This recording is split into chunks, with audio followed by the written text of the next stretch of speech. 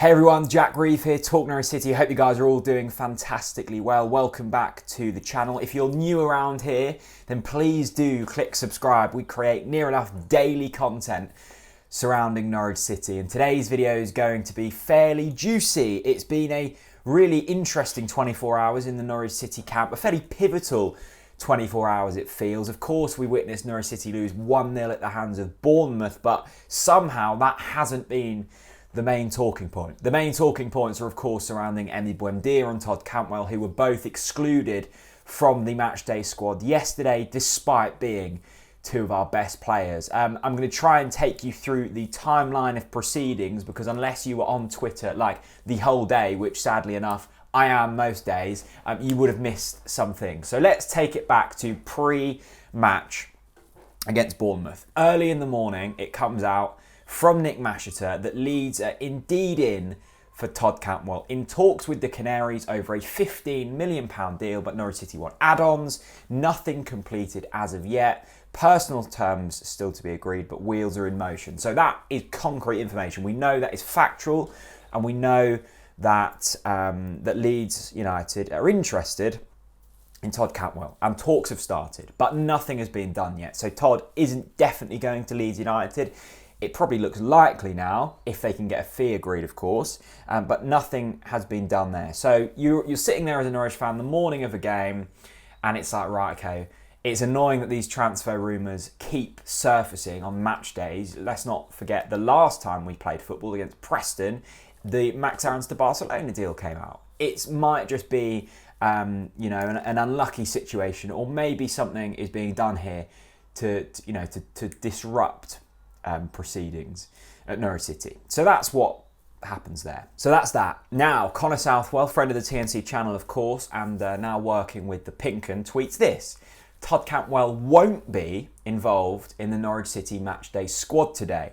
I'm told that it's a decision based on team selection rather than the transfer speculation that has emerged this morning. Now, you can take this two ways, can't you? You can take it at face value and believe everything that Daniel Farke says. And I'm not having a pop at Connor here, because it's his job to report factually, unlike me, who can, put my opinion on it and, just talk how I think. Connor is a journalist. He has to say these things. So it's not Connor's fault. But are we honestly taking this at face value? Of course he's been left out because of transfer speculation. If it wasn't for that Leeds United rumour coming up, there weren't transfer rumours surrounding Todd Cantwell in previous weeks, and he has played. He's not been the best player, but he definitely gets in the matchday squad, regardless of his last two performances. They haven't been horrendous, they haven't been up to scratch, but he's been left out for selection regions. Now, of course, and we'll get onto it later, that could be a mental thing. Let's get onto that later. So you're then thinking, you're sitting there and you're like, oh no, Todd Cantwell is now being linked with a move away, and he's not going to be playing. That's not great. Losing Todd Cantwell out of your matchday squad is never going to be good. He's one of our best players. Then this happens, and Michael Bailey's really ruined my day at this point. It's about 2 o'clock, and Michael Bailey tweets this: had a safe journey down to Bournemouth. That's more than Todd Cantwell and Emi Buendia have undertaken today. Norwich City kick off at 4, teams out at 3. The rest is up for grabs. So Connor's already broken my heart. Michael Bailey's really stabbed the knife in there and twisted it round. We now know that Todd Cantwell isn't playing and isn't in the squad, and neither is Emi Buendia. Well, where has this Emi Buendia stuff come from, we're thinking? He hasn't been linked with a move to Leeds. We haven't seen much transfer speculation regarding Emi Buendia in recent days. The last thing we've really heard about Emi is that article with Nick Masheter saying he's fully committed to Norwich City, and even more so, Emi had been included in the kit release video, and Daniel Farke had made a big point in saying he is fit for this game. So my mind is just really confused at this point. I'd literally gone and made a video the night before saying, is Emi Buendia staying at this football club? Well, it looks likely now. Farke is bigging him up in press conferences.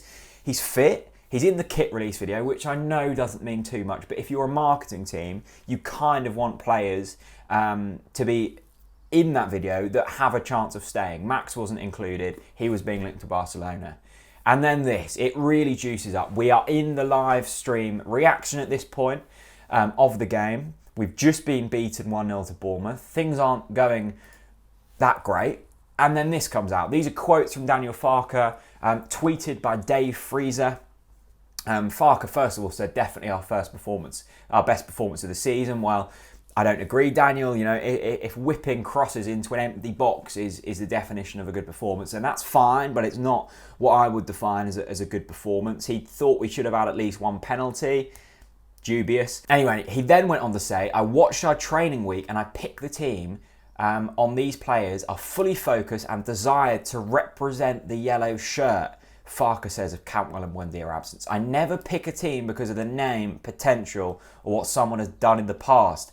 They were both fit. I love this player, but the last league goal was a long time ago, and the last assist was 40 games ago, Daniel Farke says of Cantwell. Well, he's really starting to throw old Toddy under the bus here. He's saying he's not scoring enough, and he's not getting enough assists. You have to show you're fully switched on and fully focused. And I'm thinking at this point, oh my goodness, Farke is fully going in. He's saying Cantwell isn't focused. He's saying he doesn't score. He's saying he doesn't assist. And he's saying he's not switched on. And then he comes out with Buendia. I just hope the bloody transfer window will close soon. Not necessarily angry at Cantwell and Buendia, just wasn't happy with their mental state ahead of the game. Would rather play a kit man than a player not focused. Now, I know John Boy. I know the kit man. And I know he's a good goalkeeper. But in terms of creativity, I don't think John Boy's pulling the strings like our Argentinian maestro in Emi Buendia. Then he says, Daniel Farke, no offers for any player, as far as he's aware, as he comes to a close on Buendia and Cantwell being distracted. Wow! They are some really punchy quotes from our head coach, Daniel Farke. Not fully focused, not switched on, and they were the reasons in which Todd Cantwell and Emi Buendia were left out of the squad. Now, fascinating comments, and as I say, it feels like a really pivotal moment in Norwich City season. We are aiming for promotion. It hasn't been a terrible start to the season. It's been far from ideal, and of course, the transfer window always does throw up these kind of issues, especially when you've got big name players being linked with big clubs for big sums of money. If I'm Todd Cantwell and Leeds United are coming in, the automatic attraction of Premier League football is going to sway my attention slightly. It would be the equivalent of match of the day watching this and being like, yeah, I think Jack could take Gary Lineker's hot seat. I'm obviously I'm not gonna be fully committed to the TNC videos for a few weeks. That doesn't mean to say that Todd can't bring the quality to the pitch. And of course, there are always two sides of this story. I'm not